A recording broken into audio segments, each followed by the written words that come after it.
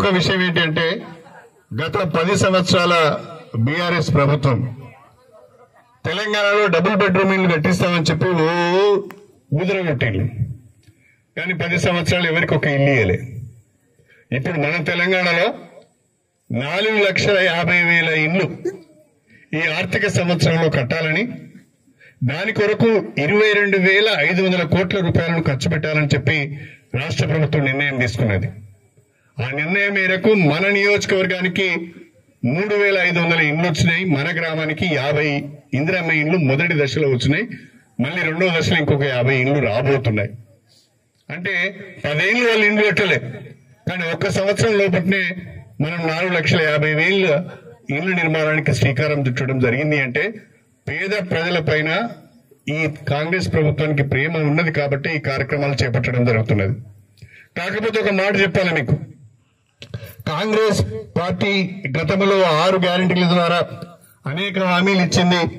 ఇచ్చిన హామీలను ఇంకా పూర్తిగా నిలబెట్టుకోలేదని ఒక మాట అంటున్నారు, వాస్తవమే. కాకపోతే రాష్ట్ర ఆర్థిక పరిస్థితి బాగలేదు, రాష్ట్ర ప్రభుత్వానికి వచ్చే ఆదాయము బాగలేదు. గతంలో ఉన్న బీఆర్ఎస్ ప్రభుత్వం కేసీఆర్ గారు విపరీతమైన అప్పులు చేశాడు. ఆ అప్పులకు మిత్తి వాయిదాలు కట్టలేక అవస్థపడుతున్నాం. రాష్ట్ర ప్రభుత్వం పైన ఈ రోజు 8 లక్షల కోట్ల రూపాయల అప్పున్నది. ఆ 8 లక్షల కోట్ల రూపాయల అప్పుకు మనం ఇవాళ మిత్తి కడుతున్నాం, వాయిదాలు కడుతున్నాం. తలకు మించిన అప్పు చేశారు. మనం కూడా అప్పు చేస్తాం. ఓ బిడ్డ పెళ్లికో, లేకుంటే పిల్లల చదువుకో, లేకుంటే ఒక 10 గుంటలో ఎకరమో ఇంకా అదనంగా కొందామనే ఆశతోనూ అప్పు చేస్తాం. కానీ ఆ అప్పు చేసేటప్పుడు జాగ్రత్త పడతాం. ఈ అప్పు తీర్పుతామా వల్ల మనతో అవుతుందా కాదా అని ఆలోచించుకొని మన చేతనైన మేరకే అప్పు చేస్తాం. కానీ గత ప్రభుత్వం అట్లా ఆలోచించలేదు.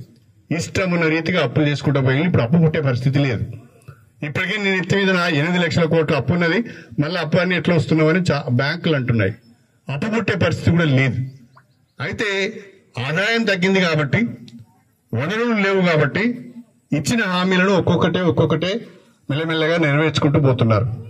నాకు నమ్మకం ఉంది, వచ్చే 2 సంవత్సరాల లోపు కాంగ్రెస్ ప్రభుత్వం ఇచ్చిన ప్రతి ఒక్క హామీని తప్పకుండా అమలు చేస్తామని చెప్పి నేను ఈ సందర్భంగా మీ అందరికీ కూడా సవినయంగా తెలియజేసుకుంటున్నాను. మనందరికీ కూడా తెలుసు, మన ఇంట్లో కుండ నిండా అన్నం ఉంటే ఏ తల్లైనా పిల్లలకు కడుపు నిండా అన్నం పెడుతుంది. కుండ నిండా అన్నం ఉంటే ఏ తల్లైనా కడుపు నిండా అన్నం పెడుతుంది. నా చిన్నప్పుడు మా ఇంట్లో 10 మంది పొరగాళ్ళం. మేము 4 అన్నదమ్ములము, 6 అక్క చెల్లెలు. నాకు 10 మంది పొరగాళ్లకు మా అమ్మ మానేడు ఉండేది. మానేడు అంటే కుండ నిండా అయ్యేది. మానేడు అంటే ఎంత స్పష్టంగా తెలుసు. రాష్ట్రంలో కాంగ్రెస్ ప్రభుత్వం పనిచేస్తున్న తీరును కూడా దయచేసి మీరు గమనించండి. రాష్ట్ర ఆర్థిక పరిస్థితిని కూడా దయచేసి మీరు ఆలోచించుకోండి. మరి ఆర్థిక పరిస్థితిని మెరుగుపరుచుకుంటూ సంక్షేమ కార్యక్రమాలను ఒక్కొక్కటే అమలు చేసుకుంటూ ముందుకు వెళ్తున్నాం. నా మట్టుకు నేను మీకు ఒక మాట ఇవ్వాలనుకుంటున్నాను. నేను ఎన్నికల సందర్భంలో ఒక మాట చెప్పాను. నేను చివరిగా అసెంబ్లీ ఎన్నికలలో పోటీ చేస్తున్నాను. ఒక్క అవకాశం ఇవ్వండి, 5 ఏళ్లలో స్టేషన్ గన్పూర్ నియోజకవర్గాన్ని ఒక ఆదర్శవంతమైన నియోజకవర్గంగా తీర్చిదిద్దుతానని చెప్పి మీకు మాట ఇచ్చాను. ఆ మాటను నమ్మి మీరందరూ నాకు ఓట్లేసి గెలిపించారు.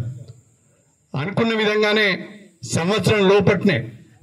ఒక సంవత్సరంలోనే 800 కోట్ల రూపాయల అభివృద్ధి పనులకు నిధులు తీసుకువచ్చి మొన్న 16 మార్చి నాడు గన్పూర్లో మీ అందరి సాక్షిగా ముఖ్యమంత్రి చేతుల మీదుగా శంకుస్థాపనలో చేయించడం జరిగింది అని చెప్పి నేను ఈ సందర్భంగా తెలియజేస్తున్నా.